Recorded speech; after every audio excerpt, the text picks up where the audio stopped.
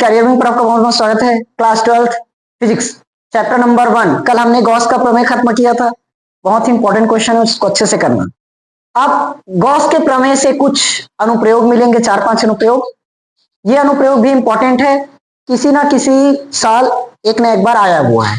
तो यहां से अब जितना भी क्वेश्चन बनेगा गॉस के प्रमेय से, सभी क्वेश्चन इंपॉर्टेंट रहेंगे। प्रीवियस ईयर पेपर देख सकते हो, हर क्वेश्चन एक ना एक साल मिल ही जाएगा। पहला अनुप्रयोग है गॉस के प्रमेय के अनुप्रयोग। गॉस के प्रमेय के अनुप्रयोग लिख लोगे।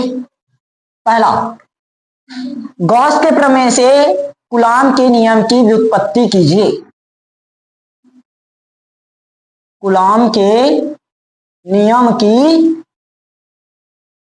क्या करना है? व्युत्पत्ति। व्युत्पत्ति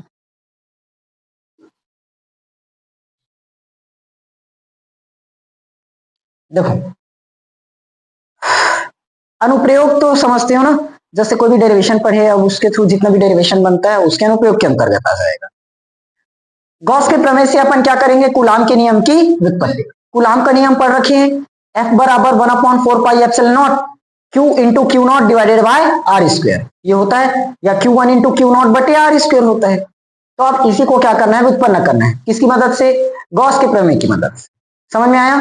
तो सबसे पहले इसका डायग्राम बनाना पड़ेगा। इसका डायग्राम एकदम सरल है।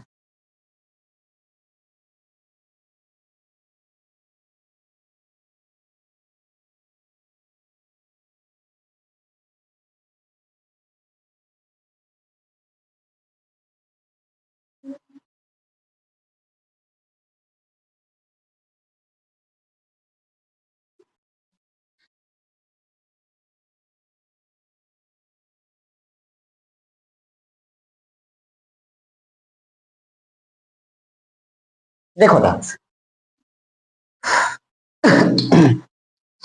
बताओ, ये गोला पूरी तरह से बंद है कि नहीं है? और बंद पृष्ठ को क्या कहते हैं? गॉसी पृष्ठ। कल तो बताया था ना, गॉसीय पृष्ठ। तो सबसे पहले इसका थ्योरी क्या बनेगा? देखो, माना कोई बिंदु O है जिस पर क्या है? प्लस क्यू आवेश रखा गया है। माना एक बिंदु O है जिस पर प्लस क्यू आवेश उपस्थित है। इससे r दूरी पर क्या है? एक बिंदु P। r दूरी पर क्या है? एक बिंदु P है। अब बिंदु O को केंद्र मानकर, बिंदु O को केंद्र मानकर r त्रिज्या का एक वृत्त खींचते हैं। r त्रिज्या का क्या खींचते हैं? एक वृत्त खींचते हैं, जो बिंदु P को क्या करता है? स्पर्श करता है।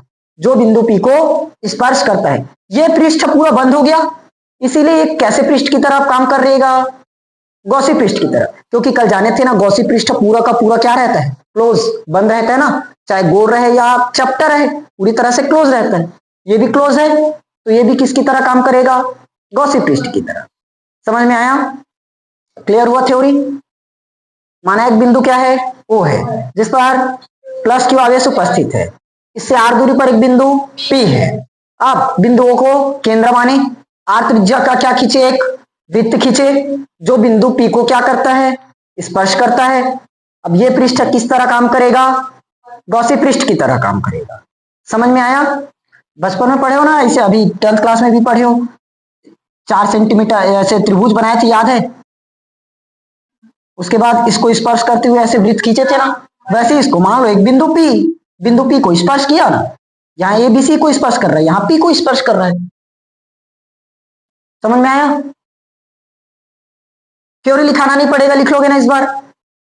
क्या क्या लिखेंगे? माना एक बिंदु O है जिस पर Q आवेश उपस्थित है। इससे r दूरी पर क्या है? एक बिंदु P है। बिंदु O को केंद्र मानकर r त्रिज्या का गोला खींचते हैं, जो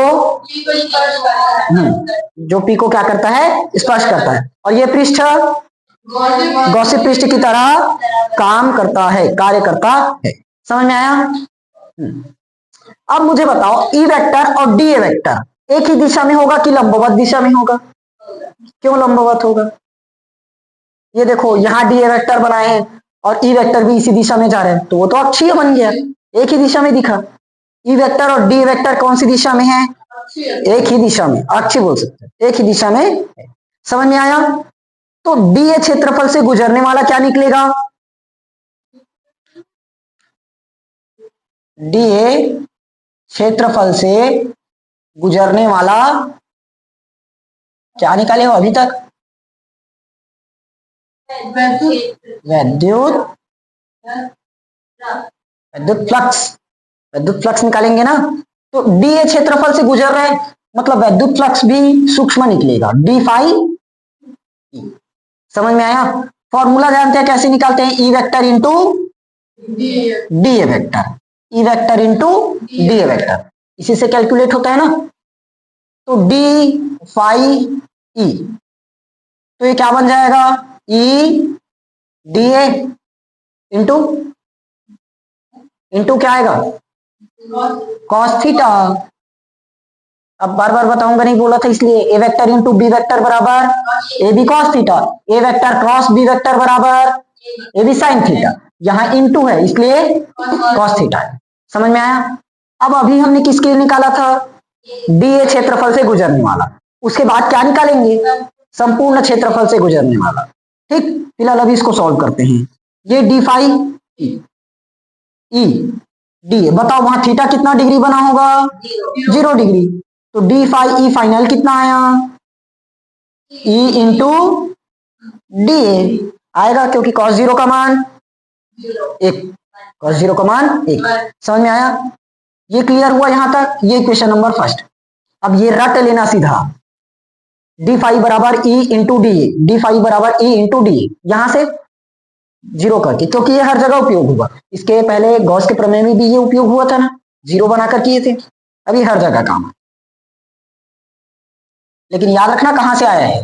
ठीक, अब अभी किसके लिए निकाले थे? डीए क्षेत्रफल से। अब संपूर्ण क्षेत्र से गुजरने वाला संपूर्ण विद्युत, लिख लोगे ना?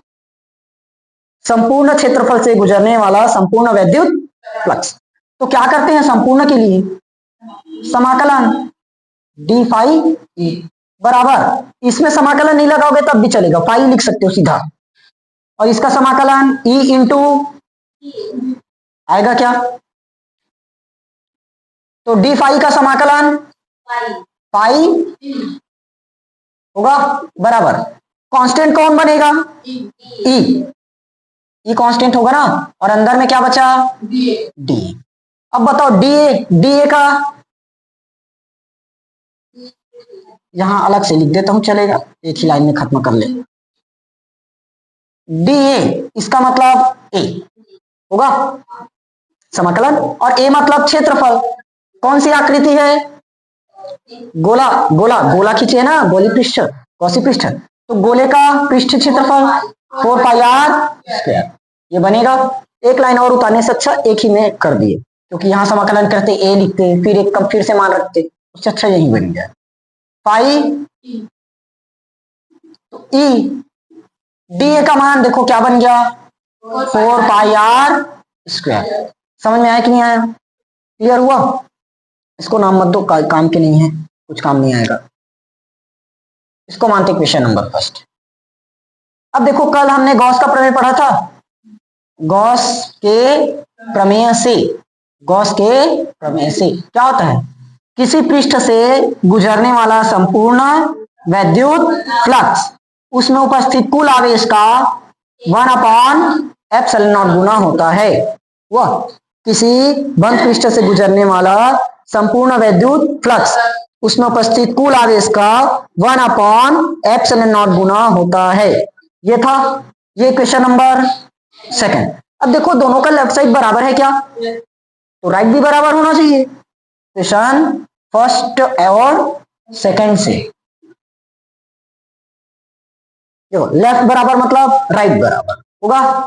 तो इधर E into 4 pi R square, और इधर क्यू अपॉन एप्सिलॉन होगा। हमें निकालना क्या है, पहले उस पर ध्यान दो। क्या निकाल रहे हैं? कूलाम के नियम की व्युत्पत्ति, मतलब एफ बराबर 1/4 pi epsilon Q into Q naught divided bye, यह या तो Q1 इंटू Q2 लेते हैं, ये निकालना है। अब आया है क्या? अभी नहीं आया, अभी नहीं आया। तो ये अब कैसे निकल सकता है, देखो 1/4 पाई एप्सिलॉन नॉट आ चुका, आर स्क्वायर भी आ चुका। ठीक। अब मुझे ये बताओ वैद्युत क्षेत्र की तीव्रता क्या होती है? एकांक आवेश पर लगने वाला बल होता है, एकांक आवेश पर लगने वाला बल E बराबर F बटे क्यू नॉट होता है। या तो यहां से F का भी मान F का मान निकाल सकते हो, E इंटू क्यू नॉट हो जाएगा। ठीक, ये चित्र नहीं बनाया हूं, यहां बताते हैं। देखो E की जगह क्या रखेंगे?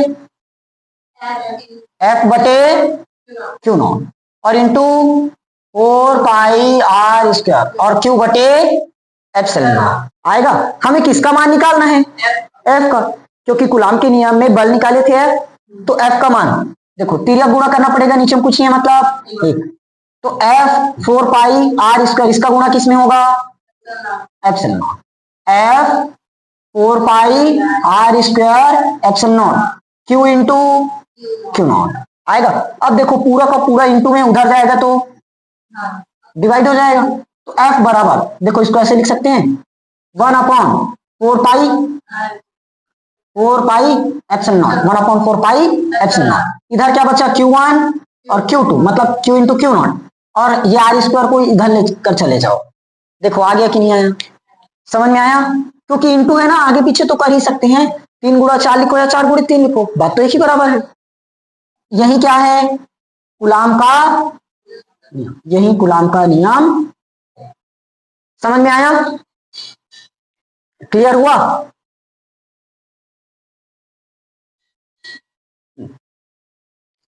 कोई दिक्कत नहीं ना? एक बार और समझाऊं? देखो सबसे पहले थ्योरी देखते हैं। किसकी नियम की व्युत्पत्ति कर रहे हो? कूलाम का नियम। कूलाम का नियम किसकी मदद से? गॉस के नियम। तो कूलाम का नियम सबसे पहले याद रखना, निकालना क्या है, ये चीज निकालना है। सबसे पहले डायग्राम बनाए, माना एक बिंदु क्या है? वो है जिस पर क्या है? प्लस क्यू आवेश उपस्थित है। आर दूरी पर क्या है? पी बिंदु, जिस पर आर दूरी पर क्या है? एक बिंदु पी है। ठीक, अब बिंदुओं को क्या माने?